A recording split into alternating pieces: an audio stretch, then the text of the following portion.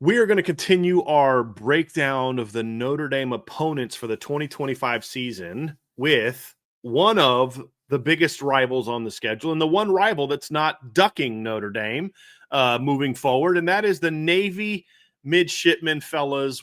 This is going to be a really fun breakdown because, in all seriousness, Navy was one of those surprise teams last year in college football. We expected them to improve in year 2 under Brian Newberry, but boy, did they make a big jump last season, going from 5-7 in his first season to 10-3 last season, and with a huge bowl win over Oklahoma. And I think we could all agree that there's a chance they're better than 10-3 if Blake Horvath doesn't miss some time and wasn't limited, guys. So we're going to talk about a lot of different things about Navy, and we're going to dive in their offensive defense. But just at the beginning, fellas, this is a crucial year for Brian Newberry, the head coach at Navy. He was the D coordinator at Navy before, replaced Ken Niumatalolo, who had done a phenomenal job at Navy for a long time. I think it was at the point where they just kind of felt a change was needed, and he certainly brought some changes to Navy. They run a different defensive structure now. Their offense is trying to kind of move in a bit of a different direction while still maintaining being a triple option team, but sort of a modern version of the triple option. And so you have that big jump in year 2. You come back in year 3. You've got some important pieces coming back. You've got some big questions. We're going to find out now just how good of a head coach Brian Newberry is, because now that you're heading into year 3, Trev, it's like, okay, you set the bar last year, plus you've got a lot coming back. The very minimum, you should repeat your 10-3, but maybe there's room for a little bit more.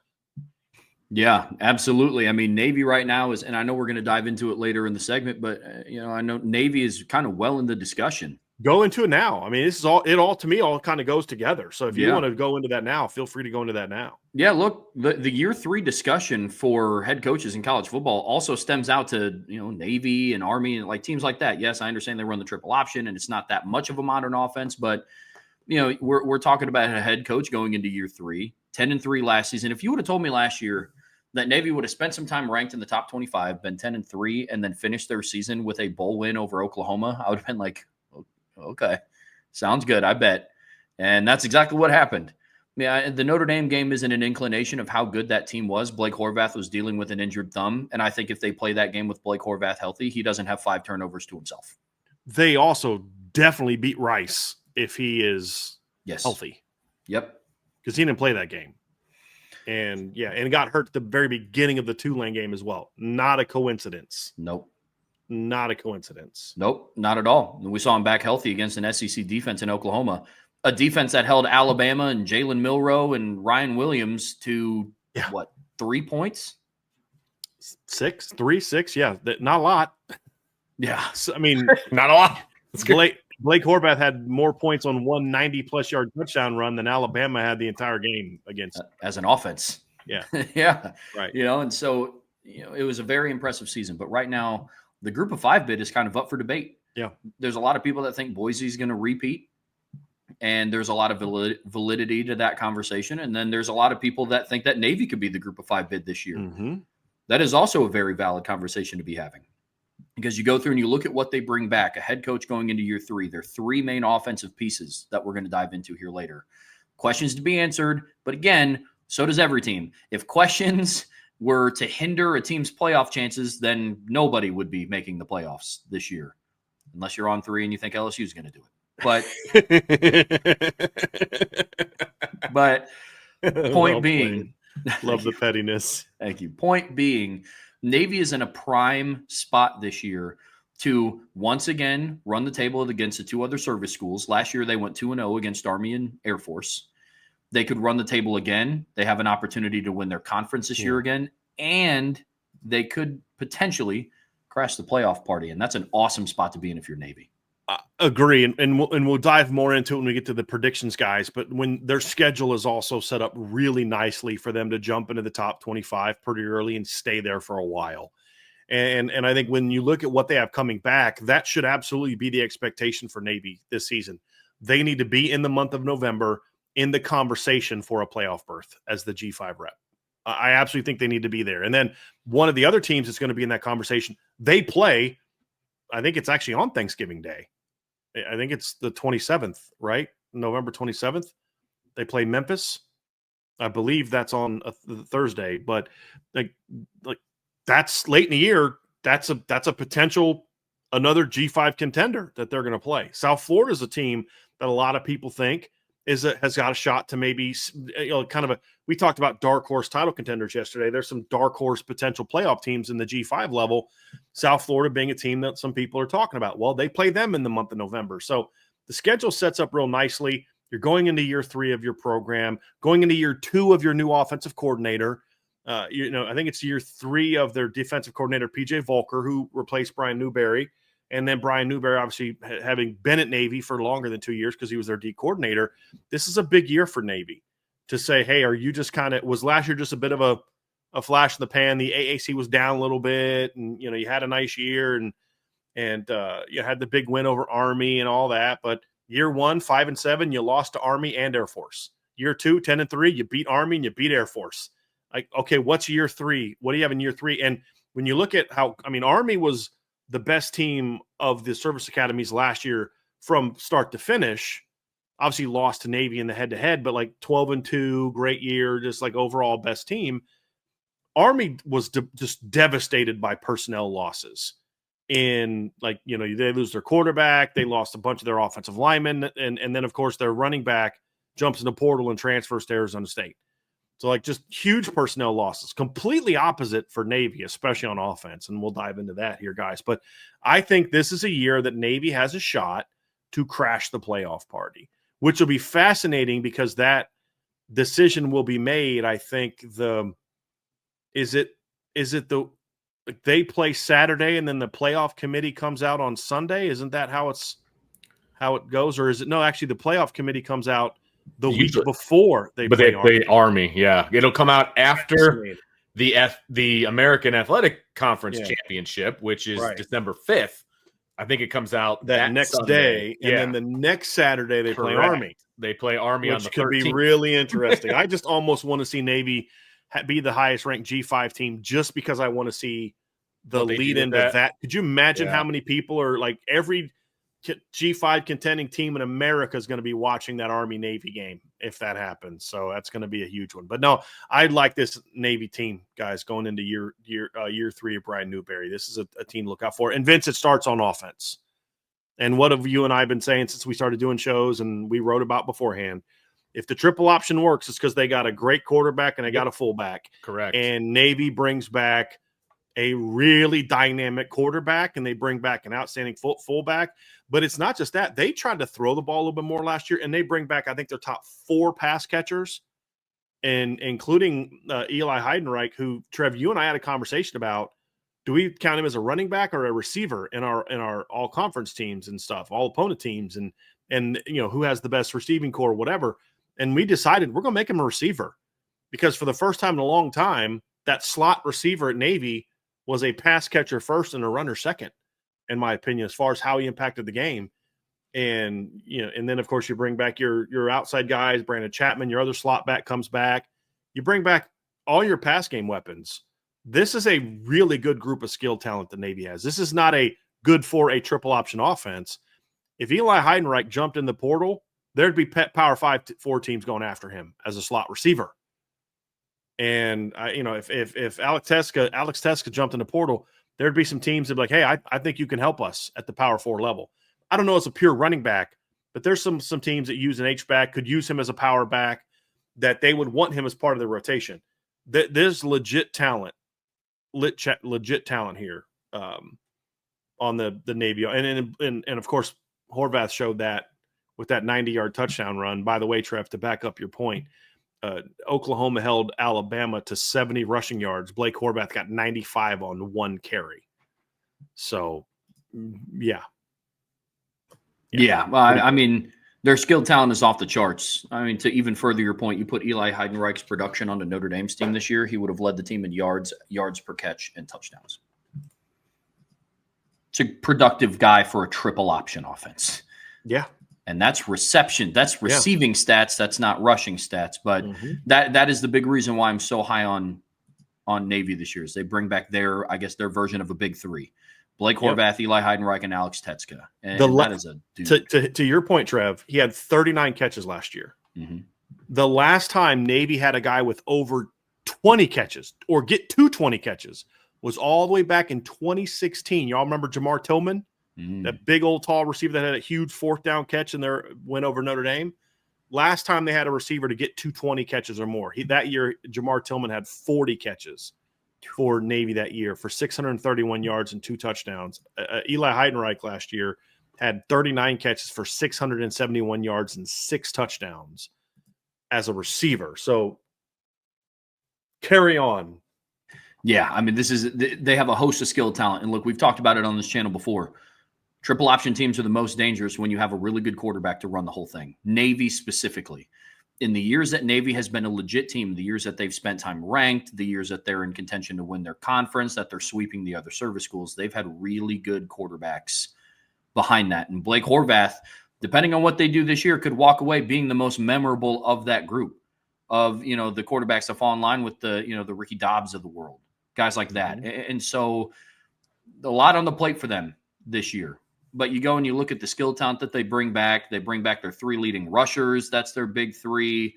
Blake Horvath returns as their leading passer. And he was also an efficient passer, averaged 9.7 yards per attempt, only threw 4 picks last year. I believe one of them was in the Notre Dame game in the back of the end zone. Where he also, I think, had 2 40-plus yard runs, not touchdown runs, but 2 40-plus yard runs in that game as well.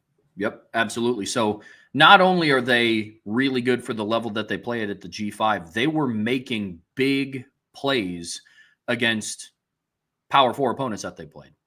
Had 2 long runs against Notre Dame. We obviously know what they did against Oklahoma. This is a good program. Offensively, this is one that's one to keep an eye out on. Biggest question, though, is going to be what their offensive line is made of. Yeah, that's the one, Trev. That can be the thing that holds them back a little bit. Now, I do think you can survive this a little bit better than a lot of other offensive lines because it really is scheme-driven.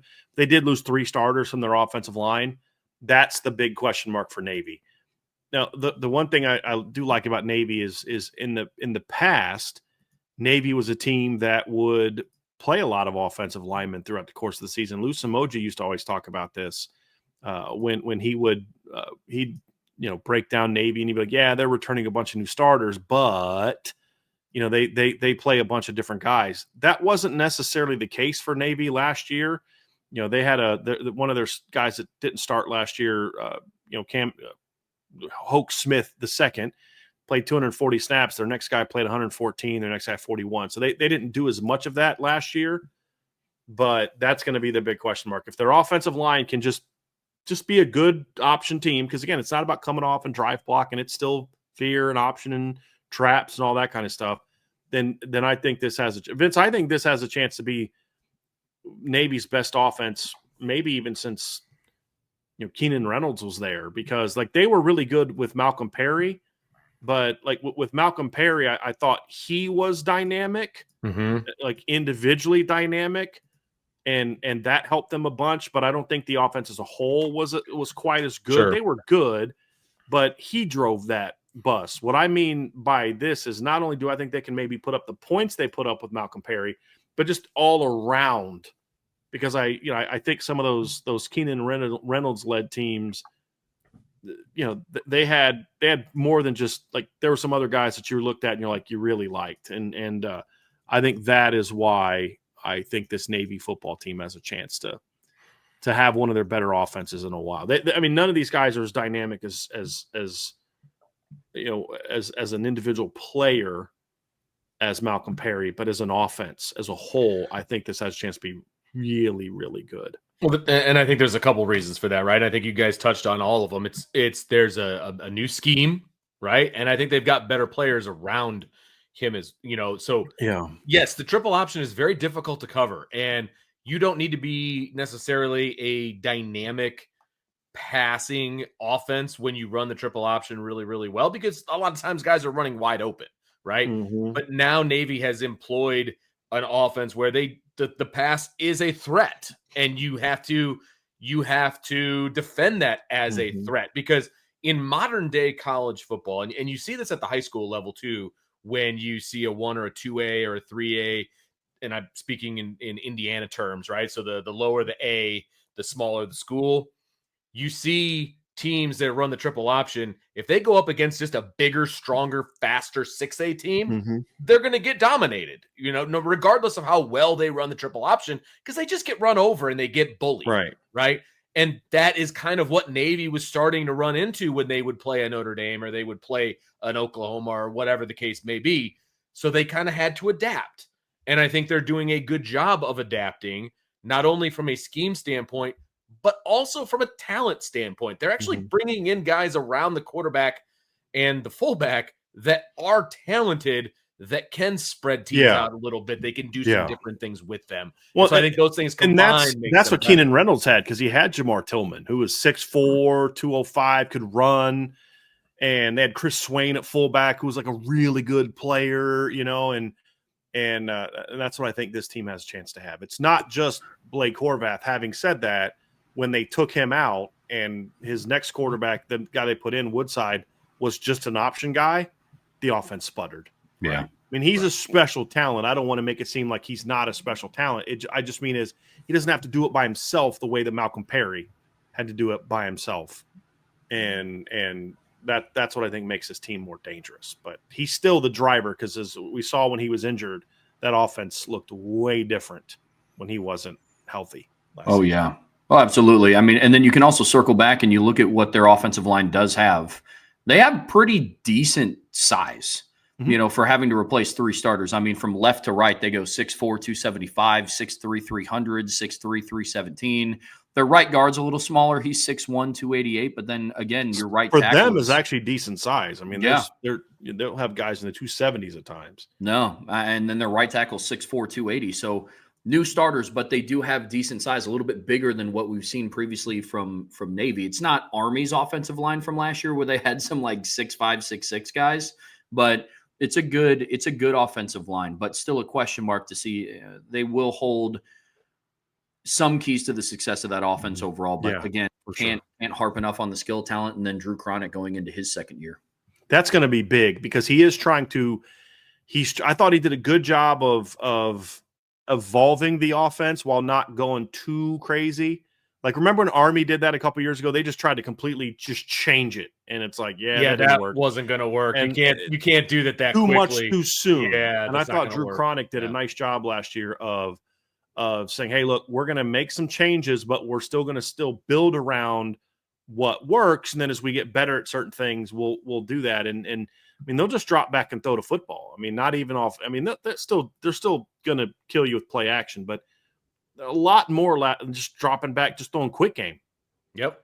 Dropping back, running half-field reads. They lined up in like shotgun and had, it looked like a normal pro-style offense at times. That's not something they're going to come out and they're going to do for an entire drive, but it's something that they can go to as a mix-up, as a change-up, because defenses are going to be out there to defend the triple option. Well, I mean, look, let's go back to the Keenan Reynolds era, who I still think might be the best quarterback they've had. When you just look at how good he was for his entire career, I mean, with all due respect to Ricky Dobbs, I thought Will Worth was outstanding in his one season as a starter. Obviously Malcolm Perry had that 2,000-yard rushing season. I just think when you look at the entirety of his career, Keenan Reynolds is a guy that rushed for over 4,500 yards and passed for over 4,000 yards. But like when you look at him, so from his tenure to now, to before Drew Cronick stepped in here, you had 122 attempts, you had pass attempts, and it was 158 with Will Worth, then 102, 128, 104, 124, 97, 126, and then 2 years ago they threw it 199 times, and I don't think that was necessarily a good idea. I thought that year their OC was trying to do too much. I think Drew Cronick came in and said, "Hey, we're gonna kind of blend these two things together." They still threw the ball more, but they threw the ball 179 times last year. Now, if you look at their offense, however, and you look at kind of how much they threw when he was injured, it did take a dip down. They only threw 11 times against South Florida. They only threw it 11 times against Tulane, and those are games he was out. He played I think a series or two against Tulane and got hurt. And then he comes back against East Carolina, and they throw 19 times and win that football game. So it would have been closer to the 190-ish range had he not gone down. That's a pretty big jump for Navy. And I think you're going to see it wouldn't shock me this season if he gets about 200 attempts. It wouldn't shock me. And that's in a 13-game season. So even, by the time you're done with Army. Because I do think, spoiler alert, I got Navy playing in the AAC title game this year. So I think he's going to have you're going to see a more balanced offense. But at the end of the day, guys, that's the reason that we have them in the playoff party. The group that's going to decide if it's actually capable of happening is the defense. And they were solid last year.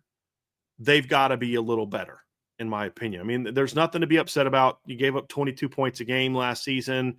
You gave up 22.4 the year before that. And really that's their best stretch of defense since, really like back-to-back years and forever that I can remember. I mean, if you go back and look at it, 16, they were 31 points a game allowed, then 26 the next year, then 33.5, and then 22.3, which jumped back up to 30 the next year, and then 28.3, and then 24.3, which is Brian Newberry's year as a D coordinator, and then 22.4, 22.4. So their defense is solid, but they lose a lot from that defense, and I feel like the defense has got to play better in some of the bigger games. That's really the thing for me. Like, defense did a lot of good things last year. Then you give up 659 against Memphis. You give up 466 to Notre Dame. Could have been more if Notre Dame didn't have some possessions taken away by defensive scorers. Like they gave up a defensive touchdown. Navy did. Jalen Sneed did Jalen Sneed strip the ball and recover it, or who stripped it? Technically, nobody. I think they credited Junior Tuialamaka, but Blake Horvath just dropped it. The one in the end zone? Yeah. Okay. But so you lose a possession there, and Notre Dame did what they wanted to do against Navy offensively, and then they gave up over 400 yards against Oklahoma as well. So I just think in some of those bigger moments, the defense is going to have to come up with some stops, and they're going to have some key replacements. If they're just as good as they were last year, I think this team can win the AAC and get to the playoff. But they need some slight improvement would be welcomed. But it's more so statistically, if they're statistically similar to last year, then I think this team can make the playoff. What you can't have is last year you dominated some bad teams, Temple to 11, you held Air Force to 7, held Charlotte to 17, South Florida to 7, and then you give up 44 to Memphis and 35 to Tulane and 51 to Notre Dame. Like, you got to get better there if you're going to crash the playoff party. You just need to get a little bit better. Status quo is fine, but improvement gives them a legitimate shot. And then I would love to see what Navy can do in the playoff. Playing some team that's never faced the option potentially, preferably an SEC team. They have a month to prepare for it. Yeah. That'd be really interesting, fellas. Really interesting, and a headache for whoever would have to play them. Yeah. But I think their defense has got to improve a little bit. Sure. But even maintaining is going to be a challenge when you talk about they lost over half their starters.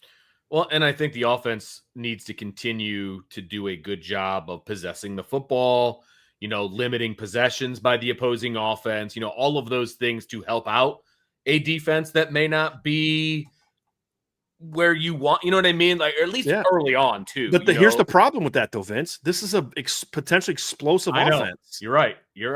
And we're going to slide it to 10. You know what I mean? Like, dang it, that's Blake went for 60 again. You're killing us, dude. And I'm sure the defensive coaches are absolutely thinking that too, by the way. But that's the danger. That's the concern you have, to your point, Vince. But yeah, that's a very fair point. Yeah. Very fair point.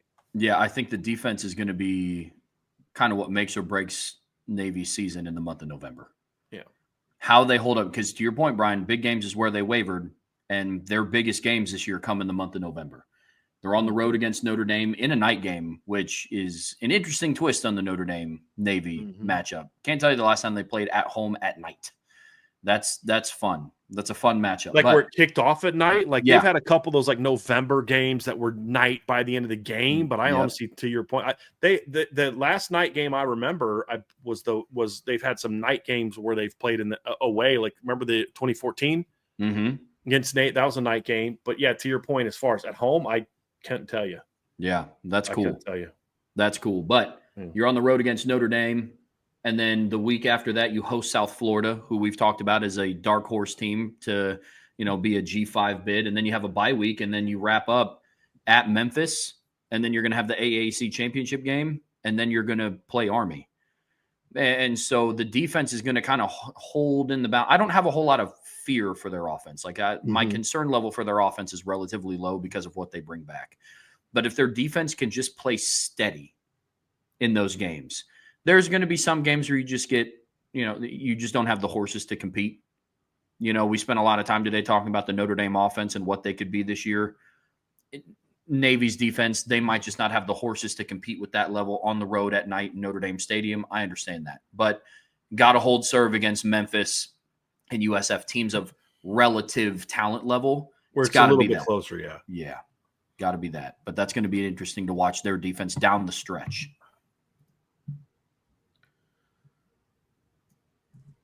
You guys ready to make some predictions about Navy and get into the schedule a little bit and kind of talk about that? Because I am, because they have a very fascinating schedule, Vince. Yes, I was just going to say that, and we're gonna throw it up here in just a second. But the schedule shakes out in a very interesting way for Navy, in that there's a good chance they're going to be ranked coming into Notre Dame on November 8th. That good chunk of the season is over, and I'm not sure they're going to be super tested up to that point, Brian. Because of how good they were last year, I think they could get some benefit of the doubt if they just roll people early in the season. Like if they were coming off like last year's team, like one of the things that helped Navy jump into the top 25 last year was that they had a big win over Memphis.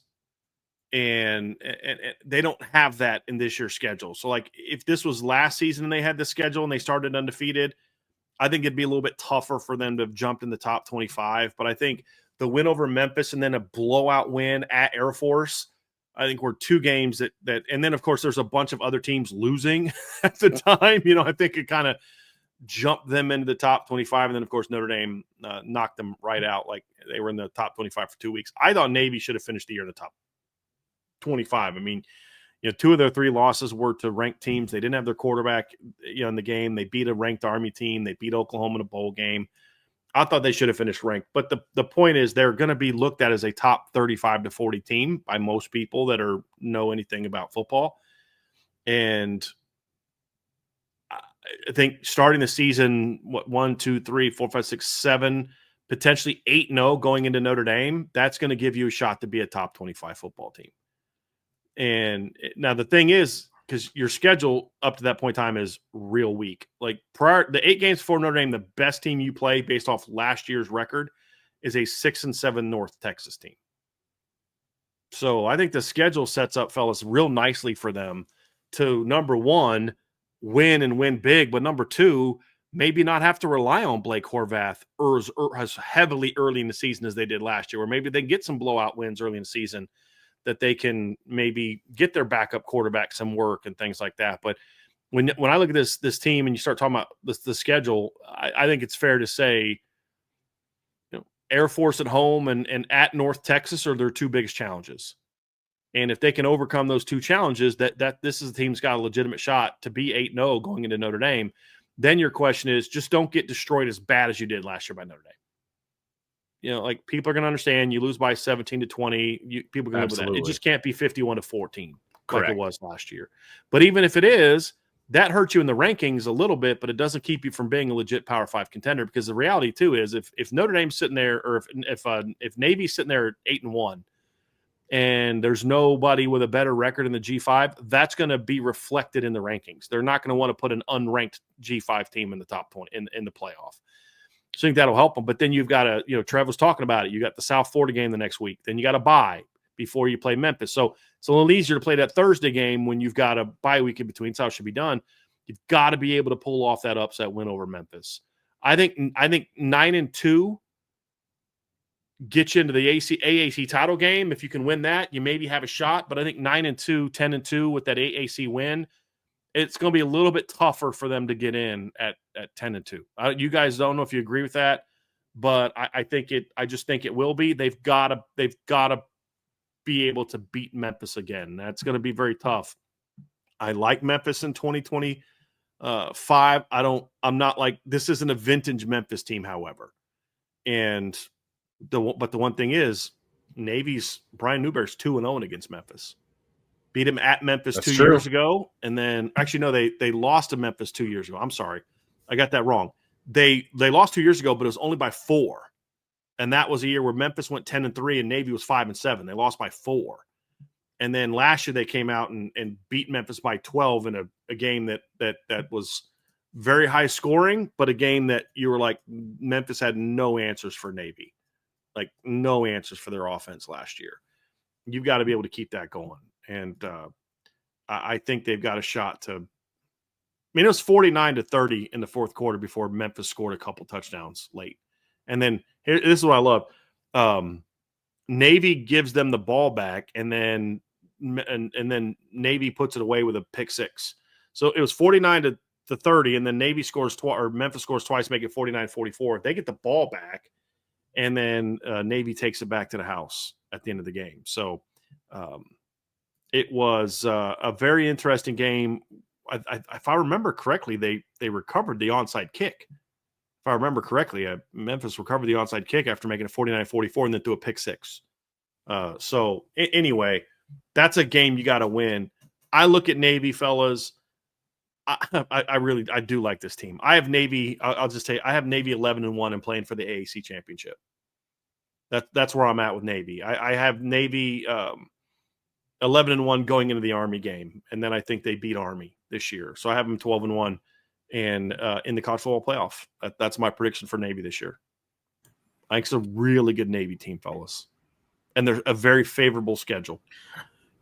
I gotta say, I really like hearing that, to be honest with you, because I've always been such a big Navy fan. You know, other than the fact that obviously they play Notre Dame every year. You want Notre Dame to win. They should win that every year, and it's embarrassing when they don't. I still love Navy. Like I just like, for example, if my kid was so inclined, I would have loved for him to go to Navy. You know what I mean? I would have loved for the him Naval to play. Academy. Yeah, 100%. That just wasn't his future path. And so I am a big fan of Navy. I think that they do have the talent. I like the fact that they are updating their offense, but still staying true to their roots. Right. So they can't go to a modern offense, Completely like a true modern offense. They're never going to be able to recruit the athletes to run the spread or a power eye offense. They have to do something gimmicky, but you also just can't be what they were. Correct. In the couple years before, where they not at all remotely a threat to run the football. Teams are just too fast. Yeah, right. Teams are just too fast nowadays, guys. That's exactly right. And we've seen that in the last couple of years watching Notre Dame play defense against Navy. It's just they can't compete with the speed of high-level college football teams. It's just not going to happen. So they have to be a little bit gimmicky, and I'm okay with that. Look, Navy's the underdog when it comes to obviously playing Notre Dame and playing those big-time schools, which is why I would love to see them in the playoff, right? I think they can dominate the AAC. Or whatever. It's just the American Conference now. Yeah, Vince. right. That's right. I got to get used to that. And they have a mascot too, which is interesting. But whatever. I think they can stand out. I know. I think they can dominate that conference without much of a problem. I can't. Okay, yeah. Well, they catch some breaks with their schedule, and that's the only other really top team that they play in the AAC is Memphis. Right, and it's at the end. Yeah, I think after that a bye helps. week. Yeah, I think that helps. I am also fascinated to see what happens when the CFP puts them in before they even play Army. Like that, it's just a weird, like quirk of the schedule. Well, like, what if Army's good again? Right. Like, what do you do? Do they say, "Hey, we're going to hold off on the 12th seed and just say the winner of the Army Navy game"? Like, seriously, those are legitimate questions. I am always a fan of curveballs and throwing a wrench into things, and that does that. And I don't know that I want that as much, Vince, because I fear of how the Big Ten and SEC might use that to somehow complain about something related to something that makes no sense. But look, my prediction about Navy isn't because I like Navy. You're not saying this either, Vince. It's not because I like Navy. It's not. I really think this team has a chance to do that. Sure. I think this team has a chance to be that good and make that kind of run. I mean, we've seen Navy finish in the top 25 in past years. I think this team has a legitimate shot to make a run. My only question is, without a win over Notre Dame, will their resume be good enough to get in over another 1 or 0 loss G5 team? Because when I look at their schedule and I compare it to Boise's schedule, it's not really close. Because the one advantage they have, we play Notre Dame. Well, Boise has that this year too. That a lot of what you just talked about kind of leads into my prediction. So I have Navy in the regular season going 10-2. I think they're going to be pretty banged up after the Notre Dame game physically. And then you turn right around without a bye week and you play a South Florida team that's also a sleeper team.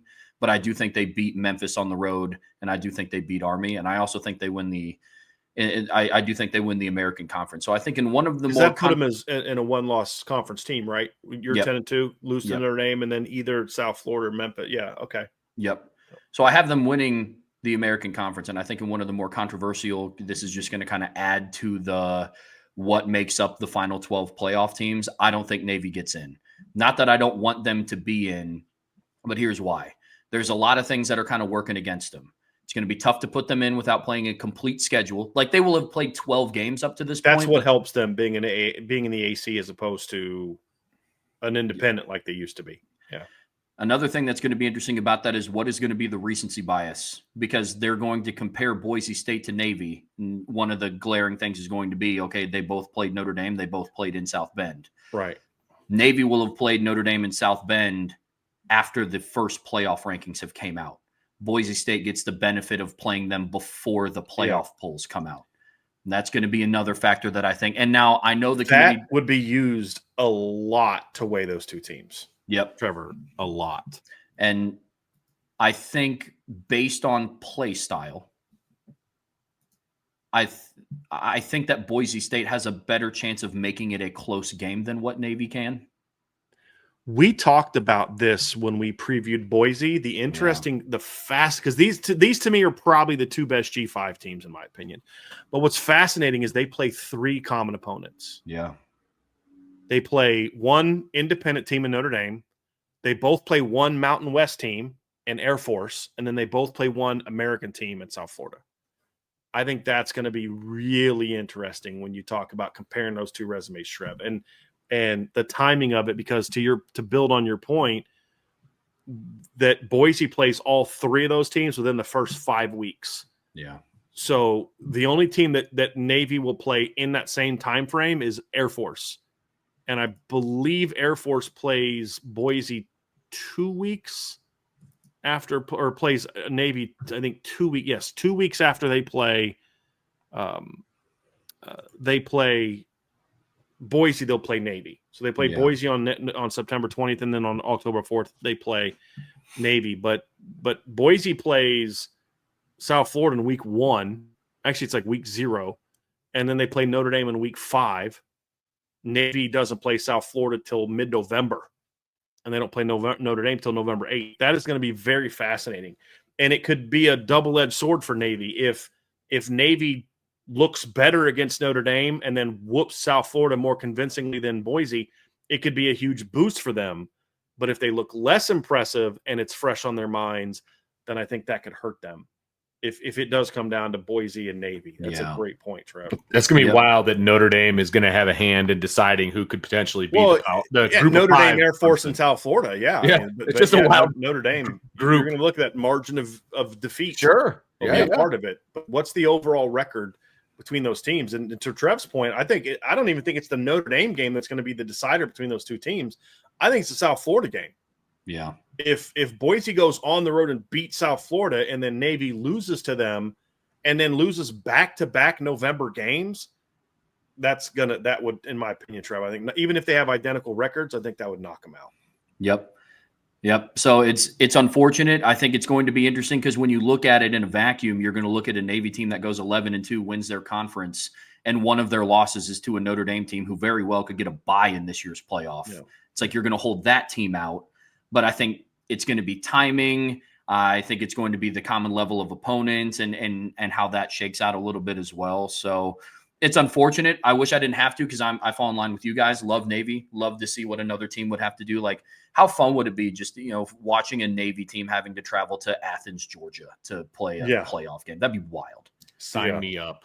I would love it if it was that. I actually would love it against a Northern team. I would love to see that in the cold. Yeah, that would bring me back to like high school football days. Growing up in Ohio, there'd all these option teams. Like, the school I was at, Lima Bath, was not an option team. They ran some option, but they ran a lot of quarterback stuff. Like, man, you start getting that in November, December, when it's really cold. That's an interesting dynamic. Just keep getting pounded over and over. Yeah. In the cold. Oh yeah. Yep. That'd be fun to watch. That could be fun. But the moral trip, Vince, you got to give us your prediction. Yeah, I'm kind of I see a second loss in there somewhere, and it could be South Florida, it could be Memphis. I don't know exactly, but I do see a second loss in there. The thing is, they're going to have a one loss and in the conference, and so how does that shake out for them being in the conference championship? You know what I mean? So I think that's going to be the biggest question mark: is can they get to the conference championship with one loss? We'll see. I think they can. And then what do they do with that? I think that's going to be the biggest key. So I do see 10-2. I do think that they will beat Army. Sorry, guys in the chat, but I think that they go 10-2, and I think they have a legitimate shot at getting into the playoff. It just depends on, like you guys have already said, what happens around them, what happens with Boise, what happens with South Florida. All of those different things. Could a 10-2 Navy team get in? They could. But it just depends on what happens with everybody else at the Group of 5 level. Would you guys agree with this, that a 10-2 Navy team that wins the AAC is going to have a tougher time getting in over an 11-1 Navy team that wins the AAC? Like, I think, and what I mean by that is, even with an identical record to another team at 10-2, you take the other team. That's maybe 11-2. Yeah, because they would have won the AAC. Because you don't want to run the risk of, okay, we're going to take 11-2 Boise or 11-2 Fresno or 11-2 Troy or 11-2 San Diego State or whatever over 10-2 Navy.